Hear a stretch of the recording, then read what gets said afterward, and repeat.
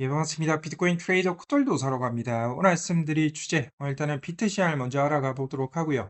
이 사진은 4월 8일 날 이렇게 움직일 가능성이 있다라고 말씀을 드렸던 부분 그대로 움직이고 있고, 그리고 100만 원 가지고 1억 만들기 프로젝트 그 부분에 대해서도 같이 공유하는 시간을 가져가 보도록 하고요. 알트 시장도 같이 알아가 보도록 하겠습니다. 일단 비트 시장 먼저 보고 가도록 하겠습니다. 네, 비트코인 달러 차트 4시간 봉 차트이고요. 비트 시장 복귀 조금 빠르게 말씀드릴게요. 일단은 여기 레벨대에 왔을 때 제가 만든 온체인 데이터를 보여드리면서 71.4, 73.5K까지 올라올 가능성이 크다. 그러나 여기 매물대 올라오게 된다면 한 차례 밀리는 과정이 있을 것이다라고 말씀드렸고, 62K 레벨대 왔을 때 제가 만든 온체인 데이터를 보여드리면서 60K 이탈 가능성이 낮다. 왜? 미결제 약정이 바닥권이기 때문에. 그래서 73.5, 76K까지 올라오는 반등이 있을 것이다. 결국 74K까지 올라오는 반등이 있었고, 그러나 여기 부분 올라오게 되면 재차 밀릴 것이다. 그러면서 여기 부분까지 내려왔을 때 방송에서 언급드렸다시피 비트코인은 재차 올라갈 것이다. 76K, 78K까지. 결국 76K까지 올라왔고, 그러나 올라오게 되면 다시 또 밀릴 것이다. 73.5, 71.4. 많이 밀림이 나온다면 69.3K, 66.9K까지 밀림이 나올 것이다 라고 말씀드렸고, 결국 여기까지 밀림 후에 재차 반등이 있었죠. 그러나 지켜주던 레벨을 이탈 마감했을 때 여기에서 지금 지켜주던 구간을 이탈 마감했다. 70.4K 위로 올라오지 못한다면 비트코인은 66.9K 살짝 아래로 밀릴 가능성이 있다. 그러면서 65K에 도달하게 됐고, 65K 부분까지 왔을 때 이제부터는 숏스키즈의 가능성이 높다. 제가 만든 온체인 데이터를 보여드리면서 말씀을 드렸죠. 그러면서 68.4, 69.5K까지 올라오는 반등이 있을 것이다 라고 말씀드렸고, 그러면서 가장 최근에 말씀을 드렸던 부분이 여기 부분 올라오게 되면 밀림 후에 행보 후에 위로 수렴 상단을 돌파해 나갈 가능성이 크다라고 말씀드렸어요. 수렴 하단 밑으로 이탈될 가능성이 매우 낮다라고 말씀드렸고, 그 확률은 10%밖에 안 된다라고 말씀드렸습니다. 그 이유들은 미결제 약정, SSR, RSI, 그리고 M2 글로벌 통화량 등등을 말씀을 드렸던 부분이고, 지금 그 외적으로도 여기 돌파가 나왔을 때 71.4K 부분을 돌파, 테스트하러 가기 전에 다시 67K 레벨 때까지는 도달 후에 재차 올라갈 가능성이 있다라고 했던 부분도 계속 맞췄던 부분이죠. 텔레그램 배추도사 등급에서 제가 공유했던 걸 같이 공유를 드렸습니다. 확인을 시켜드렸고, 그리고 가장 최근에는 71.4K를 뚫고 나왔을 때 이렇게 말씀드렸어요. 비트코인 76K, 78K 가기 전에 73K, 74K 구간이나 한 번 더 지금 고점을 넘게 된다면 바로 가기보다는 절연 형태로 밀림 후 행보 후 이렇게 흘러갈 수 있다라고 말씀드렸고, 그러면서 아까 보여드렸던 사진이 이렇게 될 가능성이 있다라고 말씀을 드렸던 부분입니다. 예, 지금 현재의 모습을 보시게 되신다면, 여기 지금 정확하게 사진처럼 움직이고 있죠. 4월 8일에 올렸을 때 여기였습니다. 그러면서 한 번 더 고점을 넘겼고, 그러면서 밀림이 나왔고, 70K 부분까지 밀림이 나왔고, 다시 73K, 74K 도달 후에 이렇게 밀리고 있는데, 괜찮다. 다시 76K, 78K까지 올라가는 상승의 가능성이 높다라고 보고 있어요. 69K 69K대를 이탈하지 않는 선에서 이 박스권 흐름이 이어질 것으로 판단하고 있고요.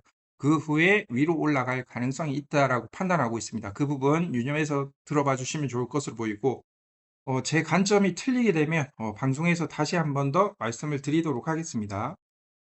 그리고 제가 이렇게 비트코인 단기 움직임을 맞출 수 있었던 부분은 제가 만든 온체인 데이터, 제가 온체인 데이터 공부만 한 6, 7년 가량을 했어요. 그래서 이 부분에 대해서 조금 장점이 있다라고 저 또한 생각하고 있고요. 거기에 대한 강한 믿음이 조금 있어요. 그래서 왜 제가 이런 부분에 대해서 맞췄는지에 대해서 설명을 드릴게요. 일단 60K 레벨 때까지 떨어졌을 때 비트코인은 내려왔는데 레버리지는 크게 증가를 했었죠. 그리고 펀딩비는 마이너스 음수로 크게 전환이 됐었습니다.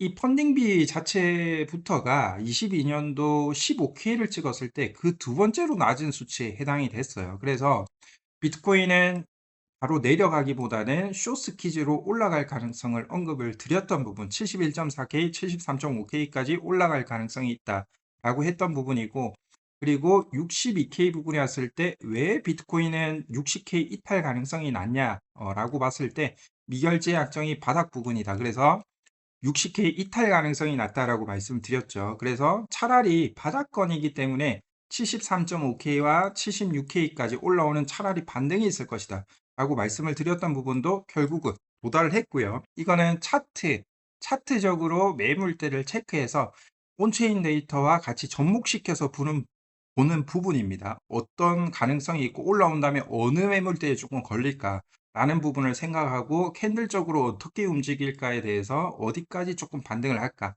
그 부분에 대해서 같이 대입해서 보는 부분이고요. 그리고 제가 왜 65K에서 숏스키즈가 단기간 나올 수 있냐라고 했을 때 비트코인이 떨어졌을 때 이때 레버리지가 급등을 했죠. 그러면서 68.4K, 69.5K까지 반등이 있을 것이다. 왜 숏스키즈의 반등이 작냐? 라고 했을 때 비트코인은 내려왔을 때 미결제 약정도 같이 따라왔습니다. 이럴 경우에는 미결제 약정이 내려가는데 같이 따라왔기 때문에 올라왔기 때문에 밀림, 행보 후에 올라갈 가능성이 있다. 왜냐? 미결제 약정을 축소시켜야 되니까. 그 부분에 대해서 언급을 드렸던 부분이고, 그리고 비트코인이 70K 부분에 왔을 때 왜 67K 때까지 밀림이 나올 수 있느냐. 이 부분은 이렇게 옆으로 밀다가 한번 들어 올렸죠. 이럴 때는 제가 뾰룩침이 나타날 가능성이 있다라고 텔레그램 회원방에 올려드렸던 부분을 같이 공유를 드렸고, 그러면서 67K 때까지 찍고 제가 말한 대로 재차 반등이 나왔죠.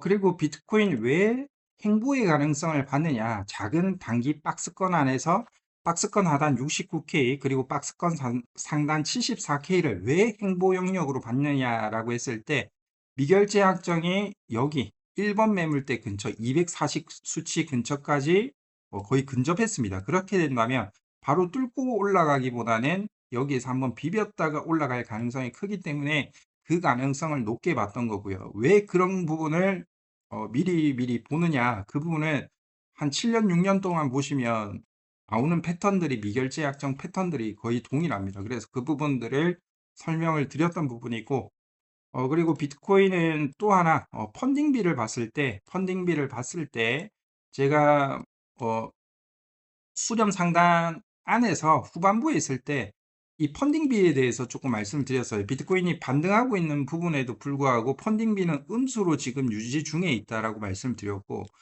그렇다면 지금 현재 비트코인은 60K 이탈로 크게 하락하기보다는 비트코인은 위로 올라갈 가능성이 있다라고 말씀드렸어요. 그 부분은 뭐 때문이냐면 시장이 지금 73K 뭐까지 올라옴에도 불구하고 지금 펀딩비는 음수로 유지 중입니다. 그만큼 시장 자체가 조금 상승에 대한 경계가 아직까지 있다. 이렇게 상승했음에도 불구하고 조금 상승보다는 좀 하락에 대한 우려가 더 큰 상황이다.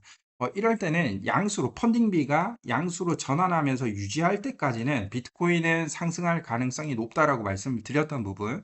그러면서 비트코인은 상승의 가능성을 높게 본 부분입니다. 그래서 지금 아직까지는 상승에 대한 기대보다는 아래로 밀릴 가능성이 기대가 크다라고 시장이 지금 선물 시장에서는 판단하고 있어요. 그 부분이 펀딩비에서 나타나고 있기 때문에 그 부분을 조금 심리적인 상황들을 조금 잘 보시면 도움이 될 것으로 보입니다. 어, 예, 그리고 또 하나는 SSR, RSI, 지표가 가매도 영역을 터치했을 때는 비트코인은 조정을 마무리하고 크게 추세 반전하는 흐름이 나타났다. 이때도 마찬가지로 가매도 영역을 찍고 크게 추세 전환, 그리고 이때 80K 부분을 찍었을 때도 가매도 영역을 찍고 98K까지 상승하는 반등이 나왔었죠. 그리고 60K를 찍었을 때 SSR, RSI가 가매도 영역을 터치를 했다. 이 부분은 60K 찍었을 때 제가 바로 설명을 드렸어요. 그러면서 이 추세 반전의 신호가 이 가매수 영역이 올라올 때까지는 비트코인은 반등하는 경향이 있었다라고 말씀드리면서 추가 상승이 아직까지는 더 남아 있다라는 부분을 말씀을 드렸죠. 그리고 또 하나 말씀을 드렸던 게 M2 글로벌 통화량을 말씀드렸고 이 박스권 움직임 이후에 선제적으로 먼저 M2 글로벌 통화량이 증대됐다. 이 부분은 위험 자산에 후행적으로 다가오게 되는데 12주에서 15주 가량 좀 걸린다라고 말씀을 드렸고, 일단은 유동성이 현재 그 시기를 바라볼 수밖에 없는 부분이기 때문에 후행적으로 따라갈 수밖에 없는 부분이기 때문에 비트코인이 밀리더라도 하방 지지력을 조금 견고하게 할 것이다 라는 부분. 왜냐하면 시장의 유동성이 그만큼 조금 풀렸기 때문에 이 부분에 내려가고 싶어도 조금 매수세가 뒷받침되면서 지킬 가능성이 있다. 하방 지지력이 강화됐다. 그리고 비트코인은 이 매수세 유동성으로 인해 위로 올라갈 가능성이 있다라고 말씀을 드렸던 부분.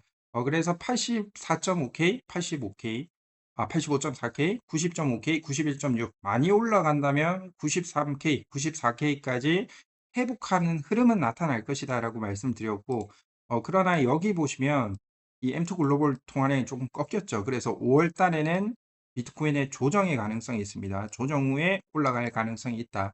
저는 126K를 한 번 더 뚫는다라고 보고 있죠. 그 부분은 지금 ESR 규제 완화, 은행들의 규제 완화, 그리고 이제 4월 중순부터 그리고 5월 달부터 은행들의 지급 준비금이 굉장히 늘어날 시기로 접어듭니다. 그리고 ESR 규제 완화로 인해서 은행들의 레버리지, 그러니까 시장에 돈을 공급해 주는 효과가 굉장히 극도로 많아질 겁니다. 그 부분은 제가 말씀을 드렸던 부분이고, 제 게시물이 있으니까 그 부분도 같이 참고해서 보시면 좋을 것으로 보입니다.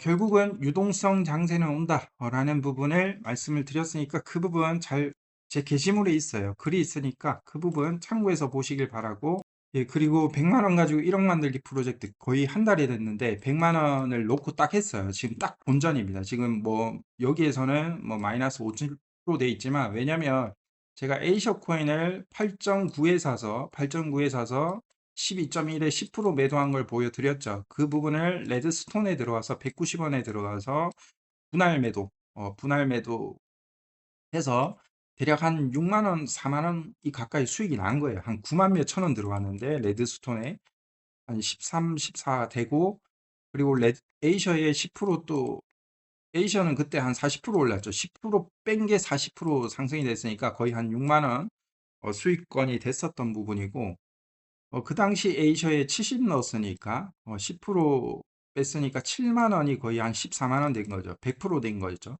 그러면서 이 금액이 그래서 일단은 본전이 된 건데, 일단은 뭐 비트 시장은 그렇게 됐는데 알트 한 달 동안은 수익이 없다.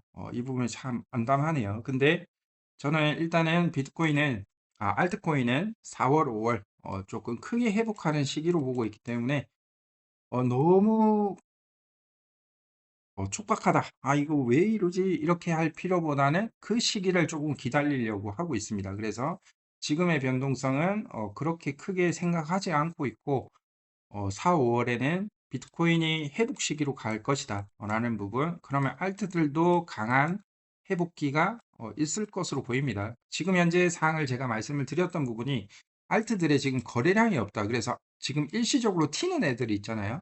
그 부분들도 지금 현재 거래량 관심이 없다 보니까 작은 매수세가 튀어 올라도 툭툭툭 크게 올라가는 이유 중에 하나거든요. 그래서 알트코인들이 이럴 때마다 단기간 회복기도 빠른 이유가 이런 부분이 있습니다. 그래서 그 부분도 잘 생각해서 보신다면 좋을 것으로 보이고요. 예, 그리고 레드스톤도 많이 내려왔네요. 제가 이때 매수를 했고, 190원대에 매수를 했고, 여기에서 분할 매도를 착착, 여기에서 다 끝냈죠. 분할 매도 다 끝내고, 지금 이렇게 쭉 빠졌는데, 여기쯤이나 이쯤에서는 다시 한번 반등 타이밍이 있을 겁니다. 반등 타이밍이 있어도 바로 크게 올라가기보다는 반등 후에 한 차례 밀리는 과정이 있을 것으로 보이고, 어, 일단 레드스톤은 볼 예정이 없습니다. 레드스톤을 봤던 이유도 PER이 굉장히 저평가되어 있다라는 부분, 그리고 순수익률이 굉장히 높다. 그 부분, 그리고 오라클 관련 코인이기 때문에 지금 현재 중독 리스크가 터지면서 오라클 기능이 RWA, 그러니까 블록체인화 되어 있는 토큰들을 조금 데이터를 실생활에 볼 수 있게 공유해주는, 그러니까 브릿지 역할을 하는 코인 중에 하나다, 레드스톤이. 그러면서 하이퍼 리퀴드라는 주요 수익원인데, 중동 전쟁으로 인해서 원유값이 뛰었고, 그러면서 원자재 값도 상승하면서 이 오라클 기능이 부각화되면서, 그러면서 수익원이 증대되면서 크게 올랐다라고 말씀을 드렸고, 왜 이 레드스톤이 오를 수밖에 없던 이유들을 그 전부터 설명을 드렸죠. 그래서 이런 상승이 나타났고, 190원에 샀을 때도 더 내려갔었습니다. 더 내려왔었죠. 근데 PER이 저평가라서 저평가 종목이기 때문에 크게 문제 없다 라고 말씀드렸어요. 왜냐면 에이셔가 먼저 오르게 된다면 매도해서 더 내려가면 계속 살 거다라고 했던 부분. 왜냐? 저평가고 다시 이 부분에 대한 가치는 인정받게 된다. 저평가 영역이기 때문에 말씀을 드렸던 부분이고, 에이셔코인 보시면 제가 요때 매수를 했죠. 요때 매수를 했고, 여기에서 10% 매도했고, 제가 매물대 법칙이 있다 라고 말씀을 드렸던 부분, 이 박스권 안에서 제가 텔레그램 포털도사 등급도 있고요. 배추도사 등급도 있어요. 배추도사 등급은 7,990원, 포털도사 등급은 12만 원대인데, 일단 배추도사에서는 저의 온체인 데이터 가지고 비트 시황을 조금 어, 실시간으로 대응해주는, 알려주고 매일매일 시향을 알려주는 방이고요. 포털도사 등급은 비트 시향 플러스 알트 시향도 같이 하고 있습니다. 그 부분도 많은 이용 부탁드리고, 일단은 그 부분에 대해서 언급을 드렸던 부분인데, 일단은 여기에서 12원, 12.1에서 12.6, 10% 매도, 여기 부근에 와서 10% 매도했고 11원, 10원대까지 밀릴 가능성이 있다. 여기 구간에 결국은 밀림이 나왔죠. 재차 반등을 했으나 일단은 여기 부분을 이탈했어요. 그래서 여기 매물대까지 지금 내려왔는데, 저는 개인적으로 이렇게 생각을 합니다. 지금 차트적으로 여기까지 뭉개지면 결국은 여기까지 또 내려온단 말이에요. 그래서 여기 부분은 지켜주는 게 일단은 중요하다라고 보고 있고, 8.3원까지도 지켜줘야 된다 라는 단기적으로 보고 있어요. 왜냐하면 여기에서 못 지켜줄 시 이렇게 더 한번 내렸다가 할 수 있기 때문에 지금은 조금 이 자리를 사수하는 게 먼저다라고 생각을 하고 있습니다. 근데 일단 한편으로는 불트랩일 가능성이 일단은 높다라고 판단하고 있고요. 왜냐면 비트코인이 상승하고 있는데 지금 쭉 빠지고 있잖아요. 많이 내리고 있잖아요. 그래서 제가 한 이틀 전 방송에 한번 말씀을 드렸던 부분이, 비트코인이 이렇게 쭉 올라오는데 이제 추세 반전을 하려고 하고 있는데 주요 매물대를 돌파하기 전에 이런 행보가 나올 때 알트들은 조금 많이 빠지는 경향이 있었다라고 말씀을 드렸던 부분. 그 이후에 크게 올라갔다. 비트코인이 주요 매물대를 뚫고 올라가면서 알트코인들은 크게 추세 전환하는 모습이 나왔다. 종종 나왔다. 그때를 잘 기억해 보시라 라고 말씀을 드렸는데, 그 부분을 잘 보시면 좋을 것 같아요. 그래서 불트랩일 가능성이 있다라고 저는 생각을 하고 있습니다. 일단 중요한 위치에 온 건 맞다. 에이저코인. 그러나 에이셔 코인도 제가 말씀을 드렸다시피 PSR이 굉장히 저평가 중의 코인이고, AI 디핑 관련 코인 중에서 PSR이 굉장히 낮습니다.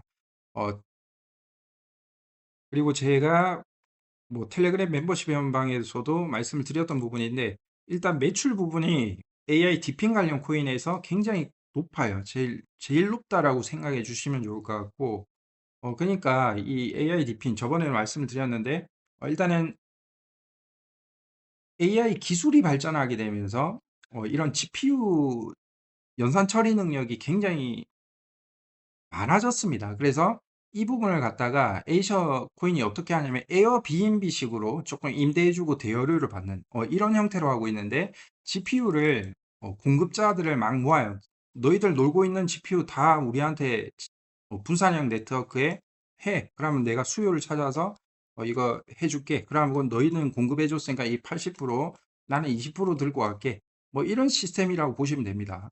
이게 왜 중요하냐면 지금 현재 칩이 없어요. 지금 칩이 공급이 지금 많이 막혀 있는 상태다. 수요보다 공급이 약한 상태예요. 뭐 다들 아시겠지만. 그래서 있는 장비를 조금 효율적으로 사용을 해야 된다. 이 부분에 조금 각광을 받고 있거든요. 왜냐하면 지금 데이터 센터가 가동률이 50%도 채 안 됩니다. 이 부분은 50%는 놀고 있다라는 얘기예요. 그러면 이 에이셔라는 분산형 네트워크를 사용하게 된다면 이거를 돌릴 수가 있게 되겠죠. 그래서 에이셔가 지금 현재 가동률이 95%에 육박해요. 그렇기 때문에 95%에 육박하고, 그리고 이제 공급량을 늘리기로 했어요. 2026년도부터 지금 계속 늘리고 있는데 공급량을 2배로 늘리기로 했습니다. 그만큼 수요가 뒷받침될 것이다라는 확신이 있기 때문에. 그리고 에이셔라는 재단이 있는데 이 재단에서 매출에 대한 수익이 나타나면 이 재단에서 그걸 모았다가 최신 장비, 그러니까 뭐 B200이라든지 B300 엔비디아 최신 칩을 사서 또 공급해주고, 최신 칩은 또 임대료가 또 비싸겠죠, 당연히. 그러면서 매출 부분이 더 확장되는 부분. 지금 일단은 2024년도 이게 상장 코인인데 2025년도에 매출이 거의 13배 가량 성장을 했다라고 해요. 제가 알기로는 매출이 2025년도에 2,400억 가량인 걸로 알고 있습니다. 일단은 이 매출이 많다 보니까 이 부분을 가지고 조금 최신 칩을 살 수 있는 그 현금들이 조금 많이 확보하게 되고, 이게 선순환 과정이 결국은 가능해진다. 에이셔 코인은. 그리고 다른 코인들은 미래를 먹고 삽니다. 그러니까 투자를 받은 돈으로 지금 현재 매출은 크게 나타나지 않고 있어요. 시가총액은 다 높은데 에이셔보다 높거든요. 근데 매출도 별로 안 따라주는데 시가총액이 높다. 그만큼 PSR이 굉장히 저평가다라는 부분. PSR은 시가총액 대비 매출을 뜻합니다. 그래서 에이션은 일단은 저는 저평가 영역으로 보기 때문에 저평가에 조금 집중하고 저평가를 봐야, 왜냐하면 하방 지지력이 조금 탄탄하게 되고 나중에 본인의 가치를 인정받게 될 때 굉장히 크게 오를 수가 있고, 그 부분을 조금 바라보고 있고요. 그리고 에이저 같은 경우는 조금 아래에서 터진 거래량이 조금 크죠. 그리고 여기에서 이미 한번 들어왔다라고 판단하고 있어요. 누가 들어왔다? 그 부분 다들 뭐 대충 감으로 아실 거고, 일단은 단기적으로는 여기 레벨을 사수해 주는 게 중요하다. 그 부분을 조금 참고해서 보시면 좋을 것으로 보이고, 저도 이 부분 조금 볼 건데 이탈되면 8.3은 지켜야 된다라고 보고 있어요. 일단은 비중을 한 50% 줄이던지 아니면은 들고 있던지 볼 생각입니다. 그 부분 참고해서 보시면 좋을 것 같고, 일단은 또 시간이 한 20분이 지났네요. 방송을 하다 보니까 또 시간이 오래됐는데, 일단 여기에서 마무리하도록 하고요. 일단은 4월, 5월, 5월경까지는 알트코인들이 좋을 수 있다. 그 전에 조금 밀리는 과정이 있더라도 좀 터는 작업이 아닌가라는 개인적인 생각을 가지고 있고 임하고 있고요. 그 부분 참고해서 보시면 좋을 것으로 보이고, 아무튼 오늘 방송 여기에서 마무리하도록 하겠습니다. 예, 감사합니다.